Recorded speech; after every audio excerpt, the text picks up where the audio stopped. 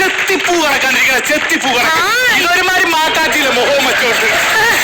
എങ്ങനെ ഇരിക്കാതിരിക്കും? കുടുംബത്തിറങ്ങി പണിയെടുക്കണം. ഞാൻ കുടുംബത്തിന് വേണ്ടി കഷ്ടപ്പെടുന്നുണ്ട്, നിങ്ങൾക്ക് വേണ്ടി കഷ്ടപ്പെടുന്നുണ്ട്. അടുപ്പും കരിയും പുകയും കൊണ്ടിട്ട് ഞാൻ ഈ കോലത്തിലായത്. അപ്പൊ കുടുംബത്തിന് വേണ്ടി കഷ്ടപ്പെടുന്നവര് കുറച്ച് ഡള്ളായൊക്കെ ഇരിക്കും. എന്തിനായിരിക്കും ഡള്ള് എന്ന് വെച്ചാൽ കറുപ്പ്, അല്ലാതെ തള്ളു എന്നല്ലല്ലോ. അയ്യോ, നിങ്ങൾ പിന്നെ ദേവേന്ദ്രൻ വെച്ച മുത്തുപട്ടനാണല്ലോ.